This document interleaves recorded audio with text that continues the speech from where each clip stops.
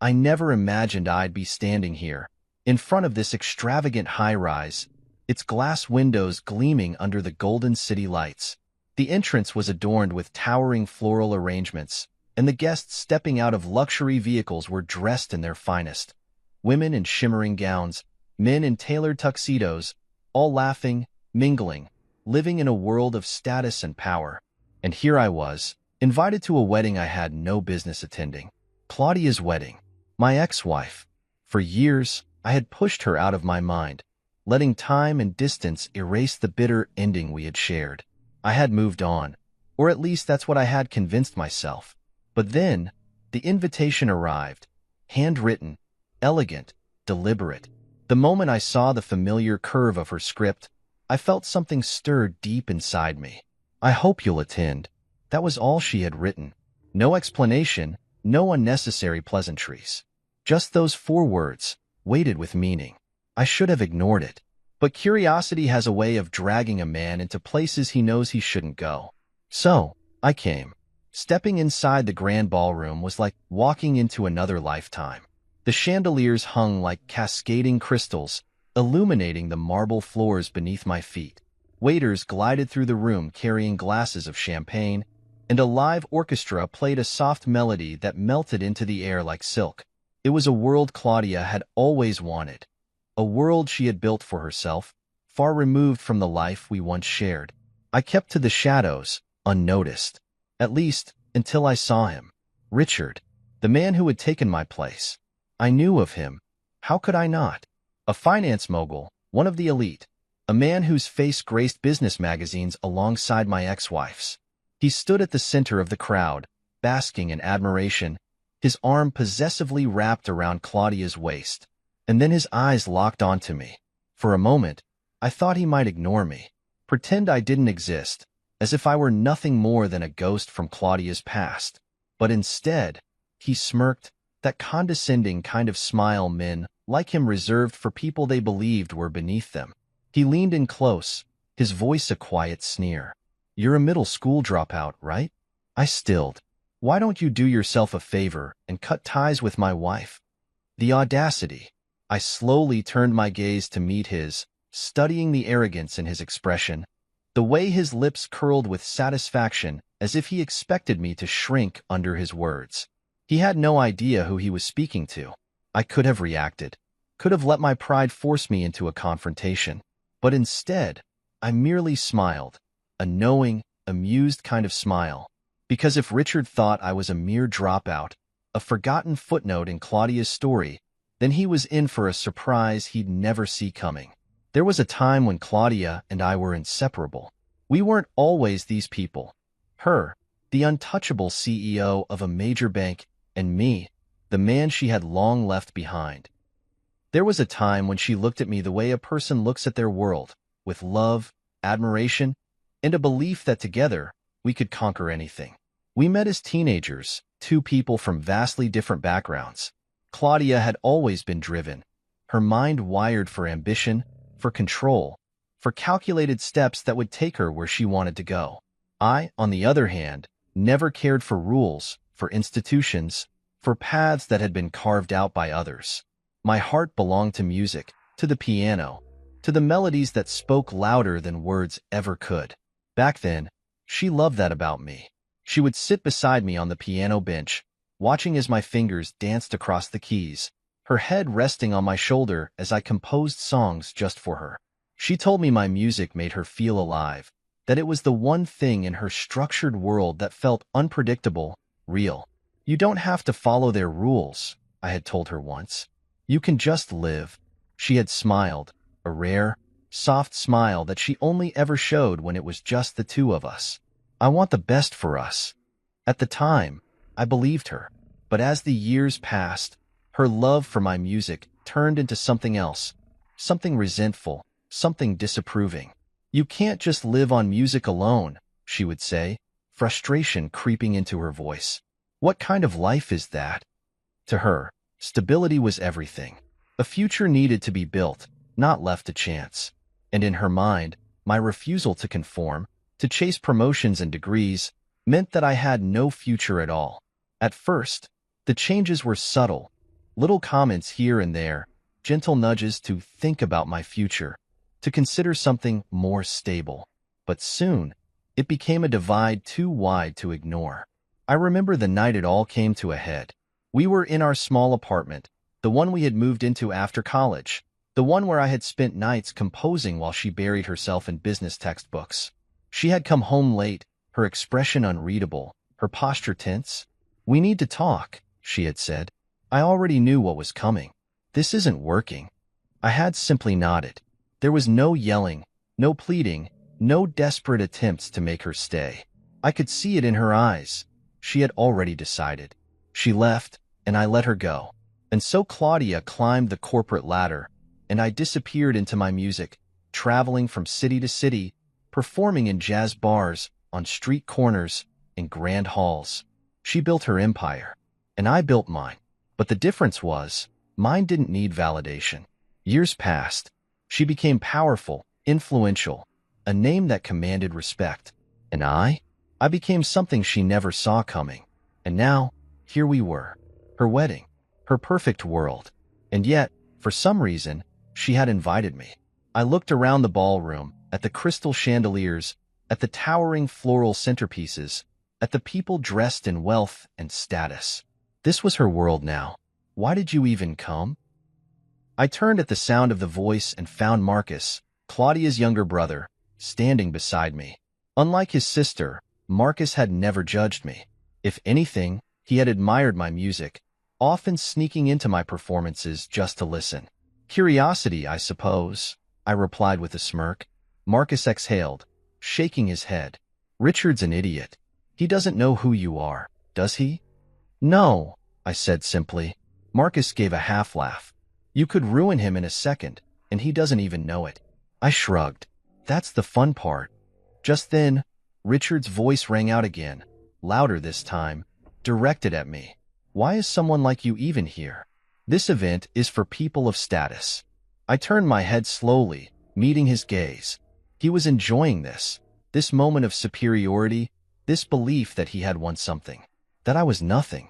I could have responded, could have humbled him with a few well-placed words. But instead, I simply chuckled, because this man had no idea who he had just insulted, and soon he would learn. The reception hall was grand, designed for people who lived their lives in the upper echelons of society. Crystal chandeliers dripped from the ceiling, refracting golden light across tables set with silk napkins and polished silverware. A string quartet played in the background, the kind of elegant, restrained music that fit perfectly with Claudia's world. I took a sip of my drink, not particularly interested in the fine whiskey they were serving. Around me, conversations buzzed about stock markets, high-profile mergers, and political influence. This wasn't my world, and I had no desire to belong to it. Yet, despite that, I was here. I should have left the moment Richard threw his little insult my way. I had nothing to prove, nothing to gain from staying. But something about this moment, about standing in a room full of people who thought they knew everything, kept me rooted in place. And then, I saw him. Marcus. Unlike Claudia, Marcus had never let social status dictate his relationships. He had always been more open-minded, more genuine. He was a man who, despite his success as an investment analyst, still valued the simple things. We had met years ago, back when Claudia and I were still together. He was younger, still finding his way, and for some reason, he had gravitated toward me, intrigued by the way I lived. Where Claudia had seen irresponsibility, Marcus had seen freedom. He would sneak into my performances, absorbing the music as if it spoke to him in ways numbers and financial reports never could. And now, here he was, standing in front of me, shaking his head with a wry smile. "I told Claudia she shouldn't have invited you if Richard was going to act like that," he said, his voice low so only I could hear. "Let them have their moment," I replied, unaffected. "This is their night, after all." Marcus snorted. "That's generous of you. He doesn't deserve it, though. You know that, right?" I knew, but it wasn't my problem. Richard, however, was still enjoying his little power trip. "Why is someone like you even here?" he called out again, his voice deliberately loud enough for people nearby to hear. "This event is for people of status." I turned my head slightly, meeting his gaze. Around him, guests shifted uncomfortably, sensing the hostility in his words. But Richard didn't care. He was too drunk on his own arrogance to notice. I chuckled, a quiet, amused sound that made his brow furrow. "What's funny?" he demanded, taking a step closer. "Nothing," I replied smoothly. "I just find it interesting how people assume status is defined by the clothes you wear, the title on your business card, or the weight of your bank account." Richard scoffed. "That's because it is. And you? You're just some nobody my wife made the mistake of inviting." His words were designed to sting, to put me in my place. But I didn't react the way he wanted. Instead, I just smiled. Because in that moment, I realized something. Richard had no idea who I was. And neither did Claudia.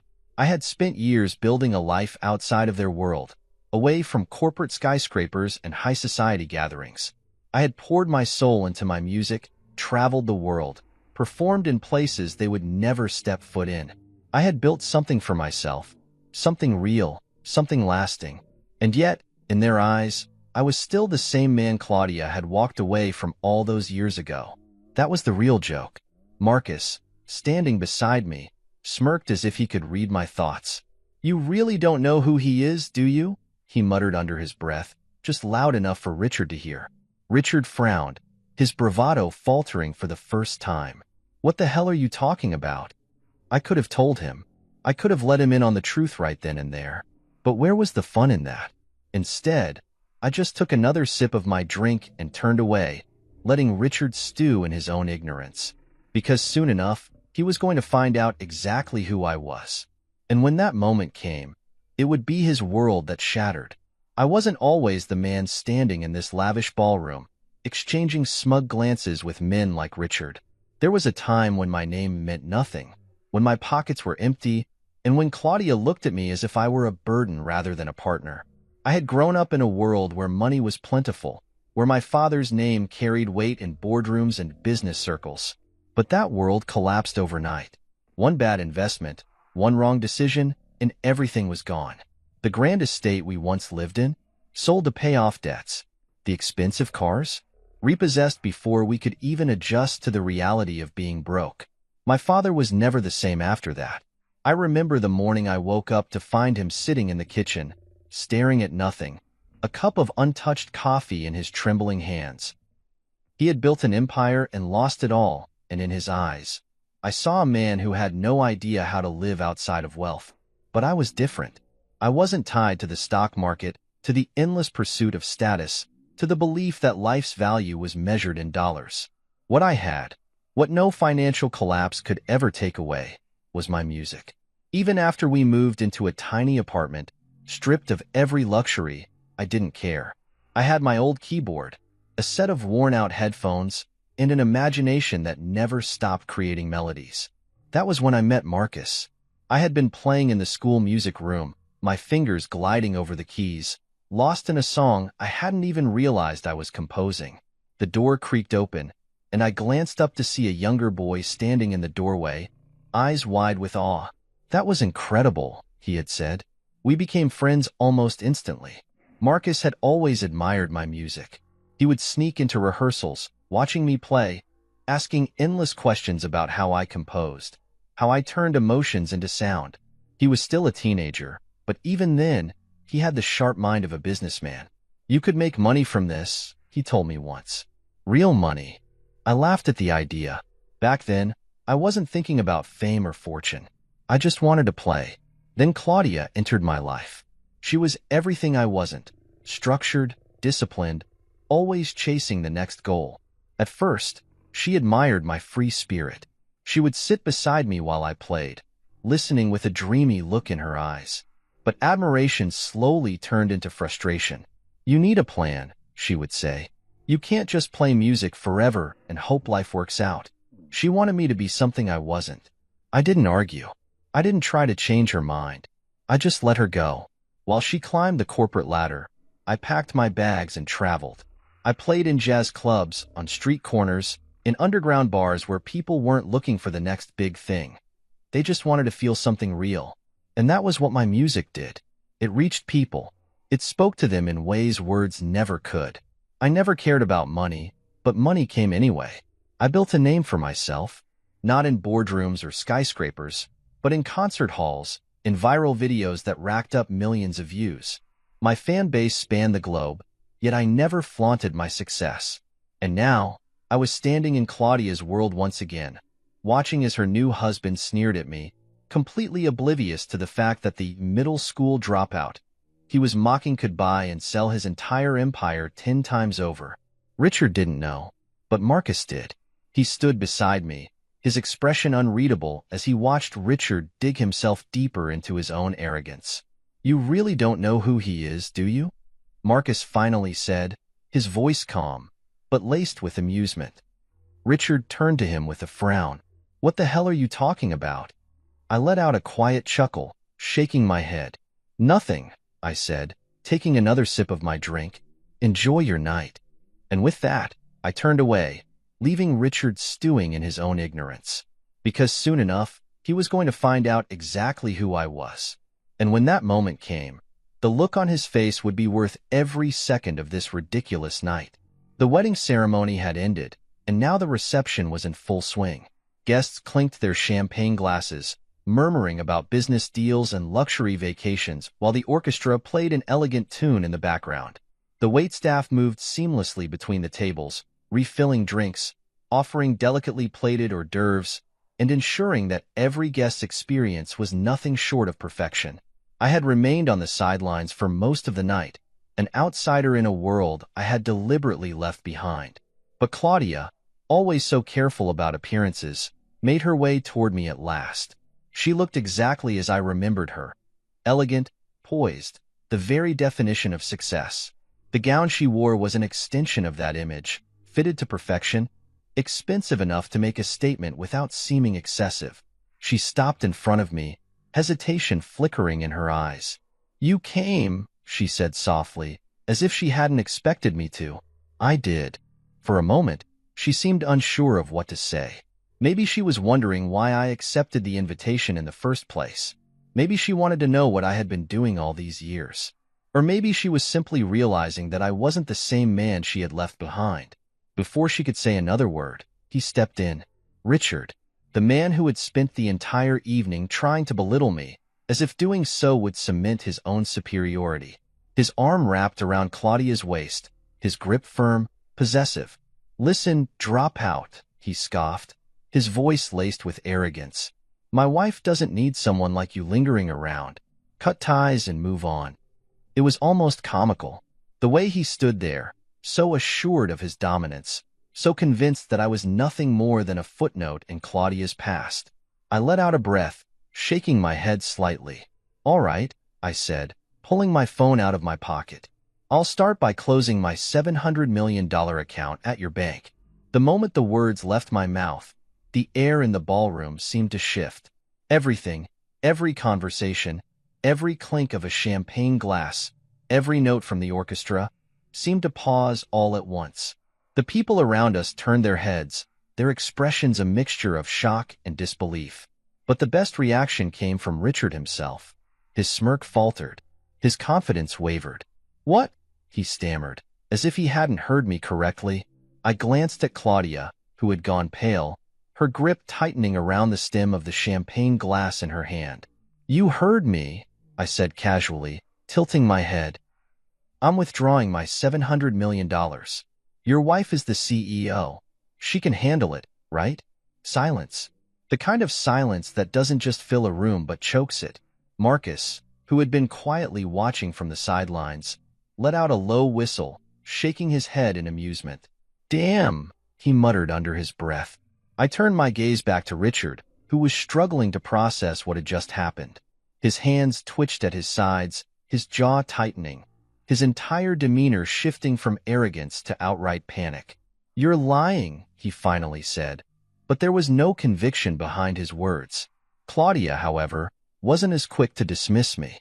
She reached out, grabbing my wrist, her voice barely above a whisper. "You're joking, right?" There was something in her eyes, something I hadn't seen in a long time. Fear. Not the fear of losing me. The fear of losing what I represented. I shrugged. slipping my phone back into my pocket. Why would I joke? I said lightly. Your husband wanted me gone. I'm just making it easier. The color drained from Richard's face. He turned sharply to Claudia, his voice breaking as he demanded, This is a joke, right? This guy doesn't have that kind of money. But before Claudia could respond, Marcus, who had been enjoying the scene far too much, let out a chuckle, shaking his head. You really don't know who he is, do you? Richard's eyes darted between Marcus and Claudia, his panic growing by the second. I could see it, the realization creeping in, the weight of his mistake settling heavily on his shoulders. And for the first time that night, he wasn't the one in control. I turned to leave, fully prepared to walk away and let them deal with the aftermath of their own arrogance. But just as I took a step forward, Richard grabbed my arm. Wait. I pulled my arm free, meeting his desperate gaze with an impassive stare. You made your point, he said, his voice unsteady. You're obviously successful. There's no need to. I cut him off with a simple tilt of my head. No need to what? I asked. Show you what happens when you underestimate people? Richard swallowed hard.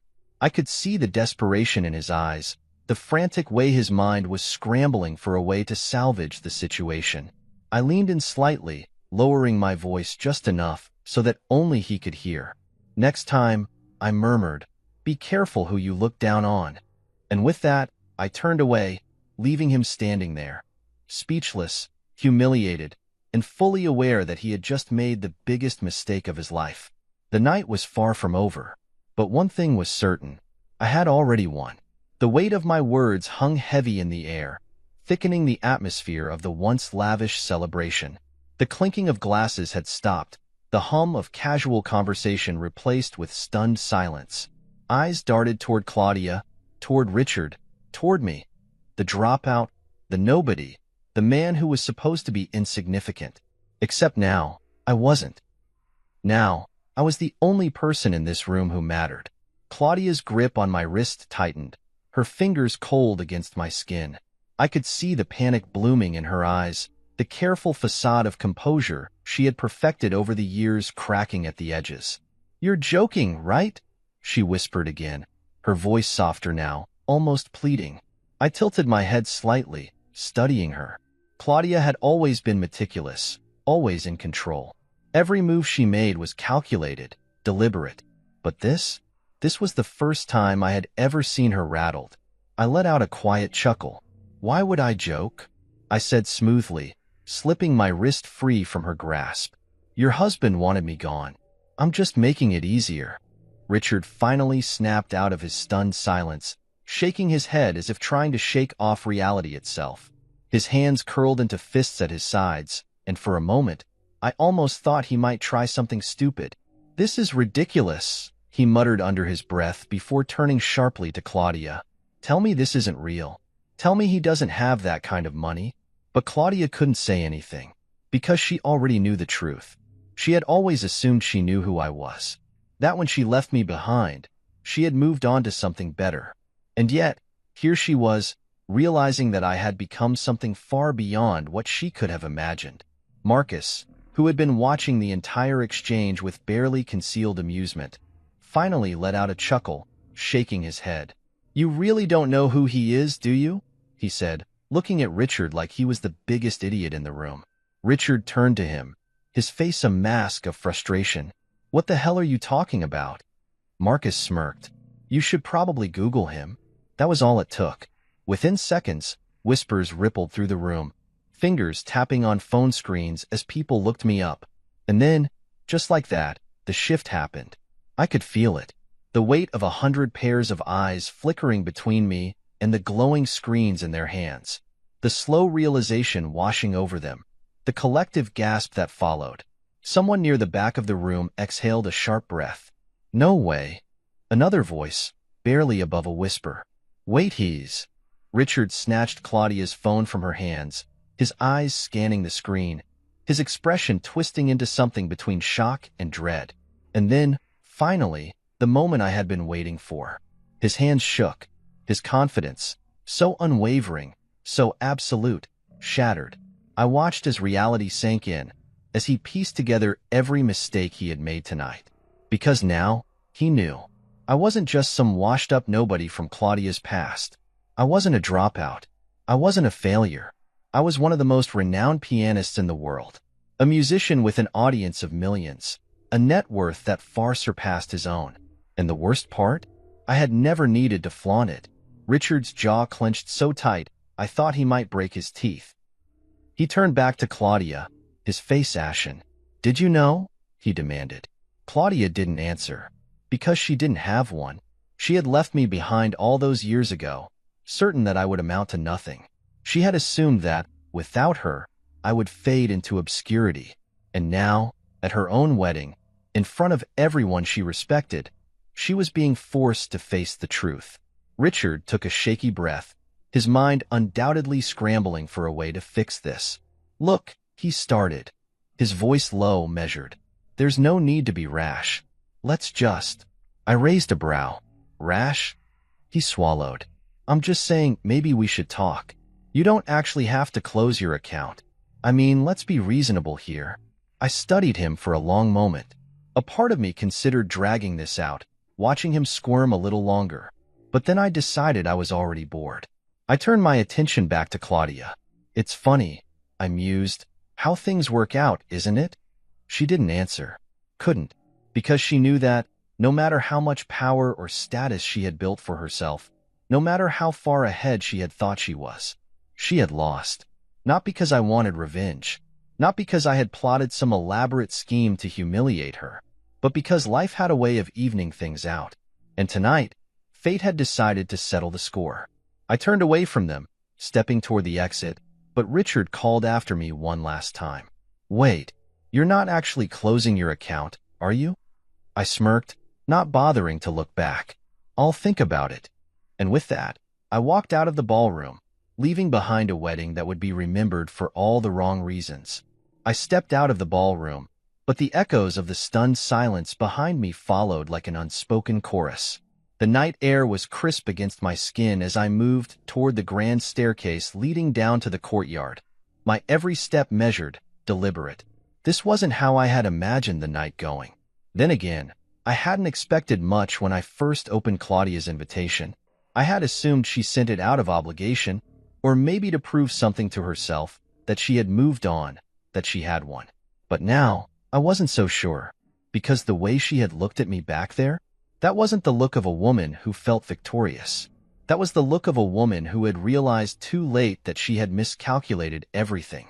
The breeze carried the muffled hum of voices from inside, the party still continuing despite the tension that had fractured the perfect illusion.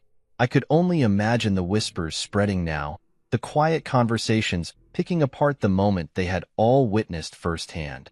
I had spent years living outside of their world, and yet, in the span of one evening, I had somehow managed to redefine my presence within it. I reached the bottom of the steps, planning to call for a car when I heard hurried footsteps behind me. "Wait," I sighed before I even turned around. I already knew who it was. Claudia. She stood at the top of the stairs, her silhouette framed against the golden lights of the ballroom entrance. The way she held herself was the same as always, poised, elegant, still in control even when everything around her was falling apart. Except now, I could see the cracks. For the first time since I had arrived, she wasn't performing for an audience. She wasn't the unshakable CEO, the woman who had orchestrated this perfect evening. Right now, she was just Claudia. The same woman I had once shared late-night conversations with, the same woman who had once curled up beside me as I played the piano, letting my music lull her to sleep, the same woman who had walked away. I didn't move as she descended the stairs, her steps slower now, more hesitant. "We need to talk," she said, her voice quieter than before. "There's nothing left to say," I replied evenly. She exhaled sharply, shaking her head as if she couldn't believe I was actually walking away from this. "I was wrong about you," she admitted, and I caught the slight tremor in her voice. "About everything." I let out a humorless chuckle, glancing up at the sky. The city lights flickered in the distance, the skyline an endless sprawl of glass and steel. Everything she had built her life around. "What part?" I asked, finally looking at her. The part where you assumed I'd never be anything? Or the part where you thought I'd always be there, waiting for you to realize your mistake? She flinched. Good. Because the truth had always been simple. She had never believed in me. Not really. She had loved me, once. But even back then, that love had always been conditional, hinged on the idea that one day I would change, that I would wake up and suddenly decide to chase the kind of success she valued. And when I didn't, she left. I didn't know, she whispered, her voice barely audible. That's the problem, isn't it? I said, tilting my head. You never asked. You never cared to know. She opened her mouth, then closed it again, her fingers curling into the fabric of her wedding dress. You have no idea how many times I thought about calling you, she finally admitted. About asking if what? I interrupted. If I had changed? If I had finally become the person you wanted me to be? She swallowed hard. I took a step closer, my voice calm but firm. Claudia, you didn't leave me because I had no ambition. You left me because I refused to chase the kind of ambition you respected. Her breath hitched. And that's okay, I continued. You made your choice and I made mine. The difference is, I never regretted mine. Silence stretched between us, thick and heavy. She had spent years convincing herself that she had moved on, that her life was better without me, that she had everything she ever wanted. But now, on her wedding night, she was standing in front of me, struggling to find the words to justify her choices. She started, then sighed. I just wanted to know if you were happy. I smiled then, small, knowing. I was happy the moment I stopped needing your approval. Her lips parted slightly, as if she wanted to respond, but nothing came out. There it was, the truth she had never considered, the realization that I had never been waiting for her to realize her mistake, that I had never needed closure, because I had already moved past it long before she had. And that was the real loss. Not that she had left me, but that when she looked at me now, she knew, deep in her bones, that she had let go of something she could never get back. I took one last glance at her before turning away for the final time. Richard would still be inside, trying to salvage his bruised ego, clinging to whatever dignity he had left. The guests would still be whispering about the scene they had just witnessed. And Claudia? Claudia would go back inside that ballroom, smile for the cameras, and play her part as the perfect bride. But tonight, long after the music faded and the guests left, she would lie awake knowing that she had built her perfect life, her perfect empire. And yet, somehow, she had still lost. I walked toward the waiting car, sliding into the back seat as the driver closed the door behind me. I pulled out my phone, scrolling through messages from people who actually mattered. Musicians, old friends, people who had never doubted me. And then, almost on impulse, I opened my music app. I hit record, and in the quiet of the car, as the city blurred past the window, I started playing the melody that had once been Claudia's favorite, for old friends and lessons learned. Because some memories don't need words. Some lessons don't need to be spoken. And some victories are won in silence. The city lights flickered past in a blur of gold and white as the car cruised through the quiet streets. The weight of the night should have settled by now, but I could still feel the tension lingering in my chest like an unfinished chord. I leaned back against the seat, fingers grazing over the screen of my phone as I scrolled through unread messages. My inbox was full. Congratulatory texts from old friends, amused comments from people who had witnessed the spectacle at the wedding, and even a few industry executives reaching out with offers I had no intention of entertaining. It was strange, the way the past had suddenly resurfaced in one night. I hadn't come to Claudia's wedding expecting a confrontation. I hadn't even come with the intention of proving anything. But life had a funny way of tying up loose ends in its own brutal, poetic fashion. And Claudia? She had received her lesson in respect the hard way. The thought brought a small smirk to my lips, but it quickly faded as my thumb hovered over an old contact in my phone. I stared at the name for a long moment before finally closing the screen. There was no point in looking back now. A soft chime interrupted my thoughts, and I glanced at my screen. Marcus, where the hell did you disappear to? You left before the real fun started. I chuckled, shaking my head before typing a quick response. Me. I figured the entertainment portion of the night was already handled. His reply came almost instantly. Marcus, you should have stayed a little longer. Richard nearly lost his mind after you left. It was the most satisfying thing I've ever seen. I could picture it perfectly. Richard, trying to salvage what little dignity he had left, frantically whispering to Claudia, demanding an explanation, realizing too late that he had just burned a bridge he should have never crossed. I could also imagine the whispers that would haunt them for weeks, if not months. The ex-husband was actually a millionaire? How did they not know? Claudia really downgraded. Huh? And the best part? I didn't even have to lift a finger to orchestrate any of it. I tucked my phone away and glanced out the window. The streets had emptied, the city settling into its quiet late-night rhythm. The car slowed as it approached my building, an understated yet elegant brownstone tucked away from the chaos of the downtown district. Unlike Claudia, I had never needed grand displays of wealth to prove anything. "We're here, sir," the driver said, stepping out to open the door for me. I gave him a nod before stepping onto the pavement, adjusting the cuff of my jacket as I inhaled the crisp night air. As I reached the door, a familiar voice called out from behind. "Leaving without a goodbye? That's cold, man." I turned to see Marcus leaning against his own car, a knowing grin on his face. "You didn't have to chase me down just to say that," I quipped, unlocking my front door. Marcus shoved his hands in his pockets, following me inside like he owned the place. What can I say? I had to see the aftermath for myself. "You made quite an exit back there."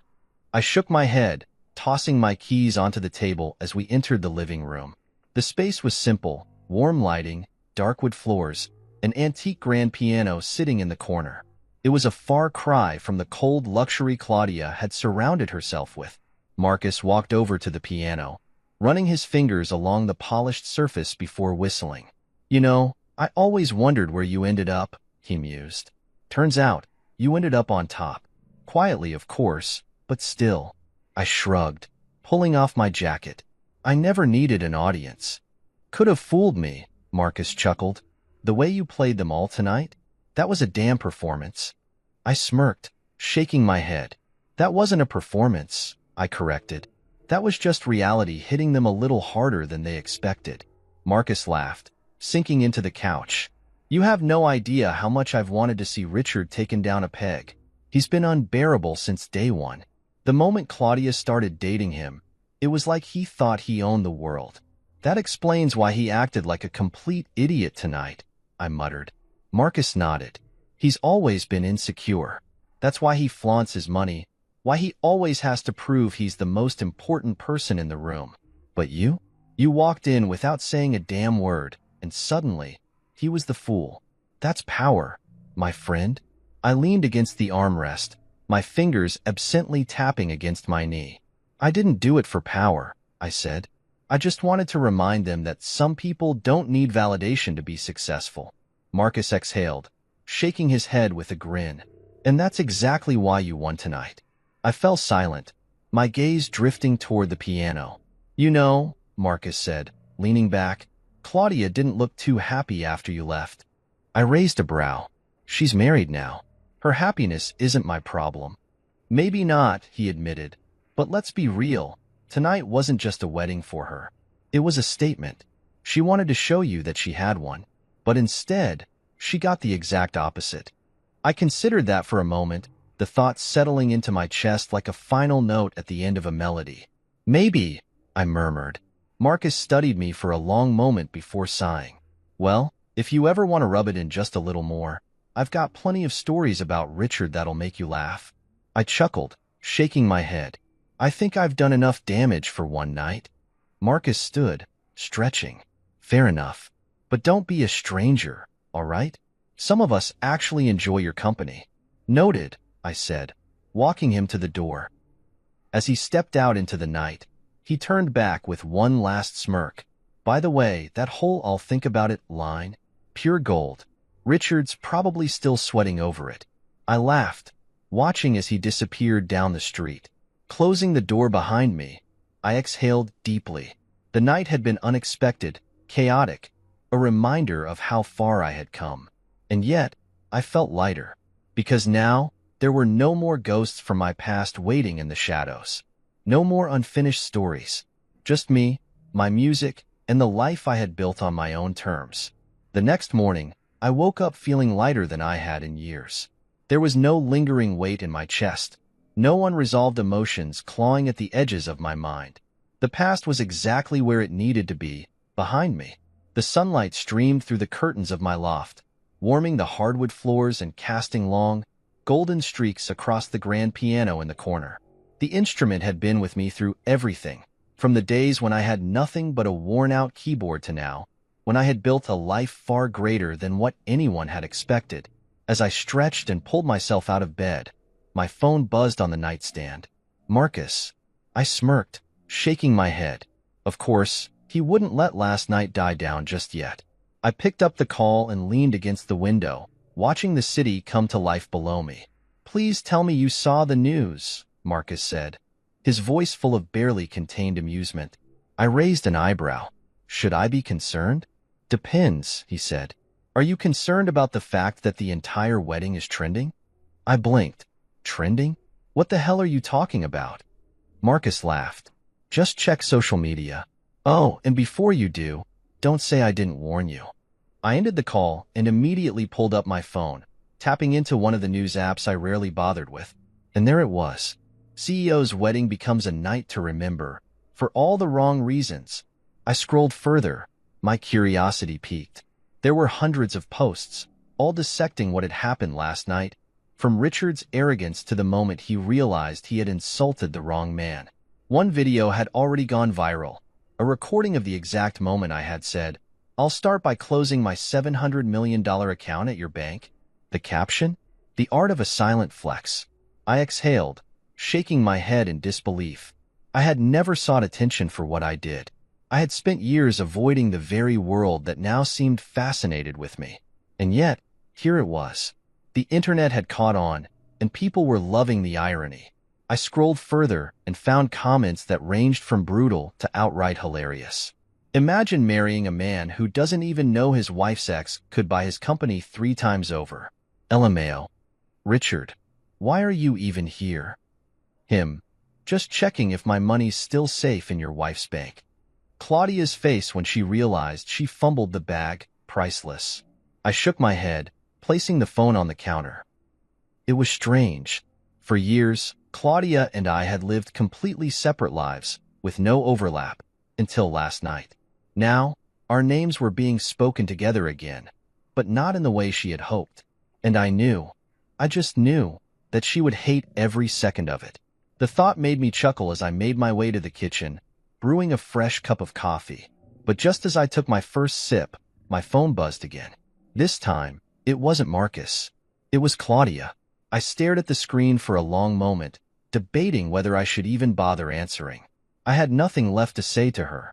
I had walked away last night for a reason. And yet, something about the fact that she was calling me now, after everything, made me curious. I sighed before finally answering. "Claudia." There was silence on the other end. Then, finally, a sigh. "I assume you've seen the news?" I smirked. "Did you really think I wouldn't?" She let out a dry laugh, but there was no humor in it. This wasn't how it was supposed to go. I leaned against the counter, tilting my head slightly. "And how exactly was it supposed to go?" She hesitated before responding. I didn't think it would turn into this. I didn't invite you to humiliate you." I scoffed. "No? Then why did Richard feel so comfortable trying to insult me in front of everyone?" She didn't answer right away. "He didn't know who you were," she admitted. I chuckled. That much was obvious. Another pause. "I thought you would have told me, you know." That caught me off guard. "Told you what?" "That you became this." I exhaled through my nose, shaking my head. "You never asked, Claudia." She sighed again. "I know." There it was. The regret. Not just for last night. For everything. For walking away. For assuming I would never be anything. For realizing too late that she had been wrong about me. But I wasn't about to give her the satisfaction of an emotional reunion. I had nothing left for her. "I don't know what you expect me to say, Claudia," I said evenly. "But whatever it is, I'm not interested. She let out a slow breath. I figured. Silence stretched between us again, heavier this time. I knew this would be the last time we ever spoke, and somehow I was okay with that. I hope you're happy, she said at last, her voice softer now, almost vulnerable. I am, I answered simply, because for the first time in years, I truly meant it. Without another word, I ended the call, placing my phone face down on the counter. And just like that, it was over. No more unfinished business. No more what-ifs. Just me, my music, and the life I had built on my own terms. The past was finally where it belonged. And I was exactly where I needed to be. The silence after the call was different from any I had experienced before. It wasn't heavy or suffocating like unfinished business. It was clean, like the last note of a song played exactly as it was meant to be. I stood there in my kitchen, my coffee now cooling in my hand, realizing something simple but profound. It was over. Not in the way heartbreak lingers. Not in the way some people tell themselves they've moved on but secretly still check old photos in the middle of the night. No, this was truly over. There was nothing left to say, nothing left unresolved. Claudia and I had walked separate paths for years, and last night had been the final crossroads where our worlds collided before splitting apart forever. And somehow, I had been given the last word, not just in conversation, but in the way life had played out. I didn't need revenge. I didn't need Claudia to beg for me back, nor did I need Richard to suffer beyond the public humiliation he had already earned. All I needed was what I already had, a life that was mine and mine alone. With a quiet sigh, I placed my phone down and turned to the one thing that had always made sense: music. My fingers found the smooth keys of the grand piano, and without thinking, I began to play. The melody was soft, almost bittersweet. It wasn't for Claudia, it was for me. A quiet reminder that I had never needed her validation, that I had always been enough, just as I was, that I had never been the one who lost. Halfway through the song, a notification lit up my phone screen. I nearly ignored it, but something told me to look. Marcus had sent me a video. I sighed, shaking my head. Of course he had. I pressed play, and then I laughed. It was a recording from inside the wedding hall after I had left. The camera was shaky, likely taken by someone trying not to get caught, but the audio was crystal clear. Richard stood near the table, his face red with fury, his hands gesturing wildly as he spoke to Claudia. What the hell were you thinking, inviting him here? Claudia looked exhausted, her face blank, her fingers massaging her temple. Richard, please. No, don't please me, he snapped. Do you realize what you've done? Do you know how many people were watching? How many of them are laughing at us right now? She exhaled.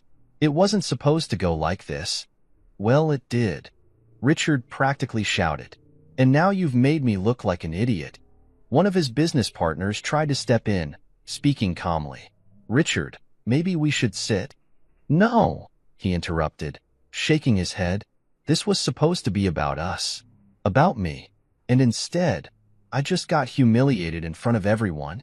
Marcus's voice appeared in the background, dripping with amusement. Oh, don't take it so personally, Richard. You're just mad because you found out the hard way that you're not the most important man in your wife's life tonight. The audible gasp in the background was pure gold. Richard lost it. You think this is funny? He roared, moving toward Marcus, only for someone to hold him back. That guy, he's nobody. Just because he's got money doesn't mean. You're right, Marcus interrupted smoothly. His money isn't the point. It's the fact that he didn't even have to try to bring you down. He just existed, and it was enough. Richard's face contorted with rage. The video cut off. I laughed so hard I nearly choked. It was perfect. Richard had spent the whole night trying to prove his superiority, only to realize too late that he had never even been in the competition. And Claudia? She had miscalculated everything. I sent a quick text back to Marcus. I hope you know that video made my whole morning. His reply came immediately. Marcus, figured you'd appreciate it. Oh, and in case you were wondering, Richard didn't even sleep at home last night. Guy stormed off in the middle of the night. Classy. Huh? I smirked. Couldn't have happened to a better guy. Marcus responded with a string of laughing emojis before adding, "Marcus, so, what's next for you? Now that your villain origin story is complete?" I chuckled. "Me? Nothing changes. I keep playing music, keep living my life. That's all I ever needed." Marcus's reply came slower this time. "Marcus, you really won, didn't you?" I set my phone down, my fingers grazing over the piano keys again. Yeah, I did. Not because I had more money than Richard. Not because I had stolen the show at their wedding. But because I had never been trying to win in the first place. I had just been living. And that, more than anything, was the real victory. With one last deep breath, I placed my hands on the piano and began to play. The notes filled the room, rich and full, echoing through the quiet morning. No cameras, no audience, no expectations, just music, just me. And for the first time in a long time, that was more than enough.